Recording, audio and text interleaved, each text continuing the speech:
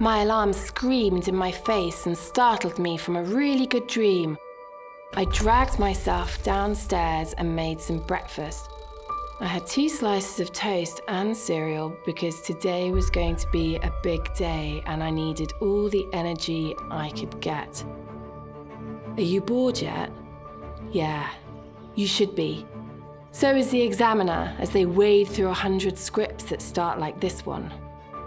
They don't want to know what you had for breakfast. They want to be captivated. So how do we captivate? Let's find out and explore where to begin.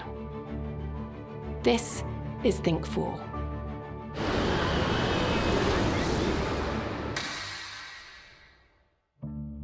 Often the best place to start your essay is actually in the middle, at the moment when everything changes. You know that feeling of exhilaration when you're up at the top of the roller coaster, when you're teetering for a split second, your heart racing, and then you tip forward and start to fall? Or that moment of panic as you poke your tiny fingers through the gap and realise that shut inside the drawer, you cannot open it by yourself? Or that feeling of trepidation as you sit in the waiting room with your 2 small legs loosely swinging under the chair, waiting for the doctor to return with the news that will change your life forever. That moment. That's where you start, because that's what's going to hook your reader. And it's all about the hook. What makes your favourite binge-worthy series so binge-worthy? It's the fact that you can't stop watching, because every episode finishes with a hook. The main character is about to discover a truth. The murderer is about to be revealed. The thief is about to escape.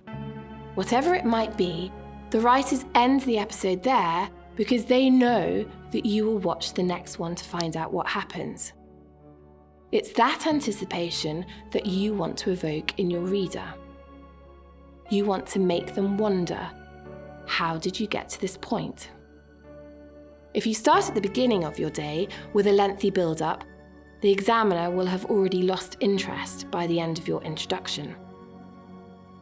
Just as you won't binge a whole series if the first episode doesn't grab you, neither will the examiner be excited about reading your paragraph 2 if you haven't hooked them.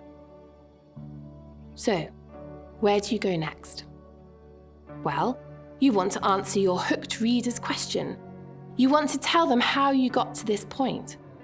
What were the events that led to this moment? This is where you can start your reflection. You might like to consider what your feelings were before the event, because the event itself is a catalyst for change. It works well if your feelings or personality traits before contrast with what they become after the moment, because this gives you an opportunity to show growth, resilience, and self-awareness. And in a reflective essay, these are key ingredients. Once you have established your setup, you can return to the event itself, tell the rest of your story, and show how it has shaped you into the person you are today. So, before you start writing, close your eyes. Imagine yourself as the star of your own binge-worthy box set. What are you seeing? What's on the screen that's making you want to keep watching? Are you opening a letter? Are you standing in the rain, crestfallen, watching her walk away from you? Are you holding his fragile hand in yours, listening to the too loud beep of the machine? Whatever you, the star, is doing, it's certainly not sleeping or waiting for your alarm to go off or describing your breakfast.